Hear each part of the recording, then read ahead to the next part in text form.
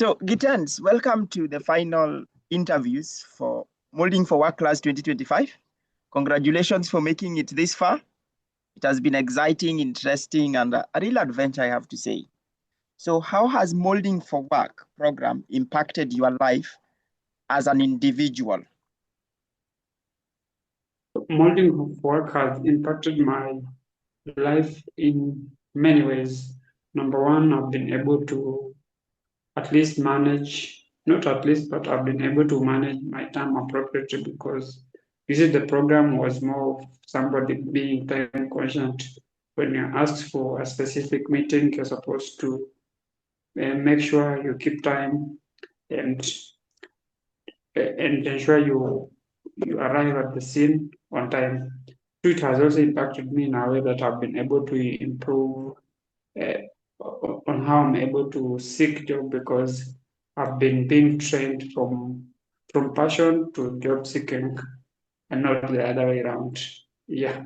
So it's been a good journey that is commendable.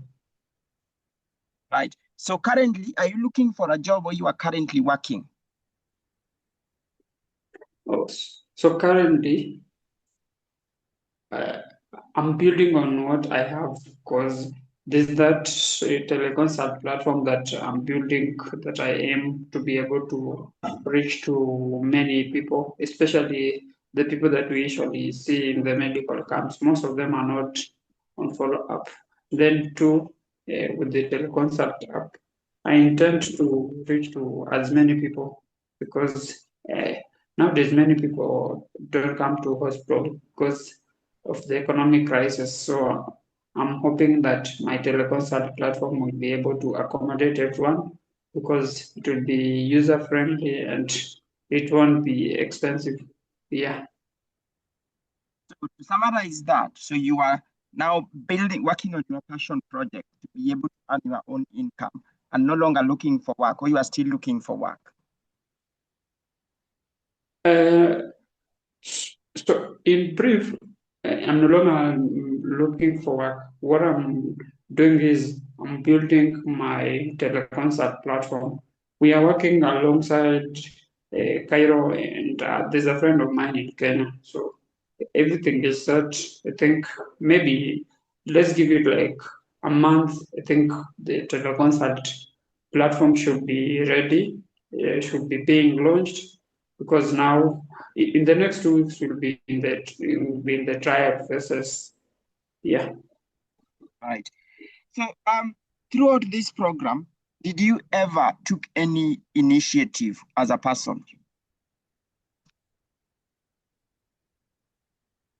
Initiative in terms of Any initiative, like, have you heard people talk about taking personal initiatives?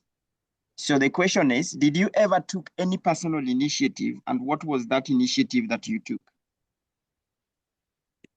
oh, uh, during this program, my most personal initiative that I took is one was that I'm not just doing the program for the sake of uh, I've got the sponsorship. I'm doing the program so that at the end of it all, I may be somebody different who is able to do great things. Just like as Mama Teresa always said that uh, we can we cannot be great, but we can always do great things. So the great things that I'm planning is uh, ensuring that everybody accesses good health and well-being. That is sustainable goal development number 3. Right. So, did you ever negotiated for anything throughout this program, Gittens? Oh, yes. During the program, I negotiated a few things here and there, especially there are moments I used to miss sessions. So I always negotiated for getting the recorded video so that I'm able to follow up what I missed. All right. Um, in terms of resources mobilization, did you ever mobilize any resource during this particular program? Yes, during this particular program, I was able I didn't do well because I only managed to raise only 5,000 for the project. And you see, making a teleconsult platform requires that you need to have like 40,000. Okay. In terms of leadership, during this program, did you ever demonstrated your ability as a leader, or did you do anything that portrayed you as a leader? Yes, during this program, I was able to, not among my colleagues like the likes of Ralia, but at a personal level, uh, how I was able to demonstrate leadership is I was able to on the social media pages. I've been advocating for medical camps in different places. Like recently, there's one that we are able to that I was reaching out at Facebook, calling out people to come for eye screening, nose screening, throat screening, and ear screening. So I believe at a personal level, I was able, and I'm happy to say that we are able to screen 9,000 people were screened for eyes and 508 cataracts. And surgeries were performed successfully. Yeah. Did you ever solve any problem during the Molding for Work program, either in phase 1 or phase 2? Yes, the few problems I've been able to address. Of course, I will always talk about sustainable goal development number 3. It always gives me headache because where I grew up, where access to health was a struggle. So I'm trying as much as I can that not only the people who are there at home are able to access healthcare, but everybody globally.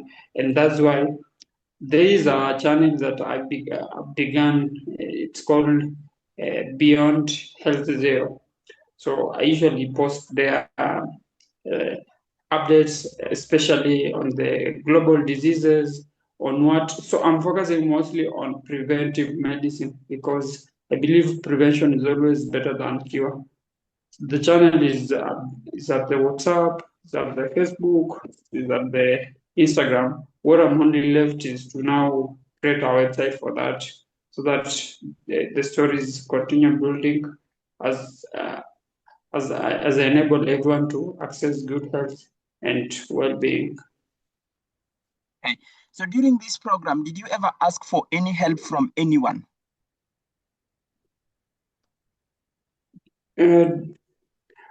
Yes, I sought help, for instance, from my colleagues in class. You see, there are sessions that maybe I didn't get it right because you remember we had sessions on where we are being asked on how you need to map, you need to track your expenses, you need to have a good budget of everything. Because now you see, when you're planning for healthcare, you need a good budget. This budget should be sustainable enough that it's able to fund whatever you're going to be involved in. Okay. In So a scale, I want to yeah, thank my yeah, sorry? carry on.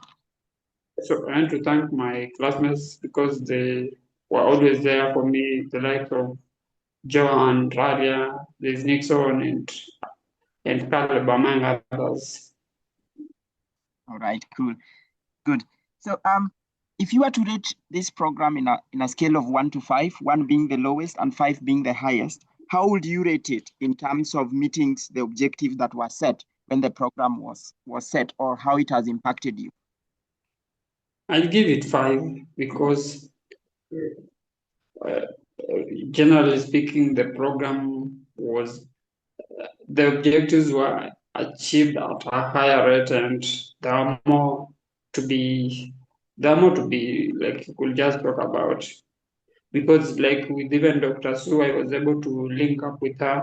She was able to help me to improve my LinkedIn profile, to be able to create my own story, to be able to build myself. So it exceeded my expectation, and God bless you, Peter, and the entire Global Youth Forum.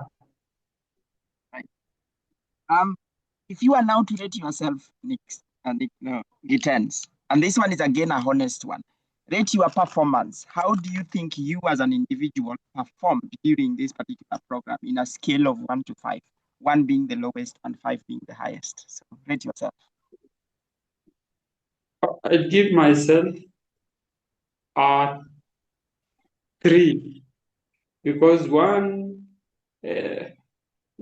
number one reason why I'm giving it 3, I didn't perform well because there are several occasions I missed out on specific events, and then there are times I joined classes late.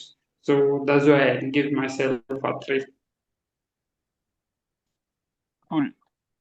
Gittens. I have to say it has been a journey. It has been exciting and interesting. And congratulations once again for making it this far. It has been tough, and we do know that it is tough.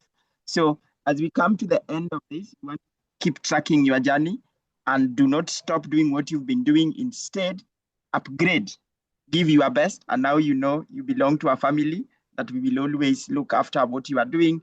And we want to continue supporting areas that we can so that you can realize your full potential. With that, I have to say thank you for making it to the end, and we look forward to continuing working together with you.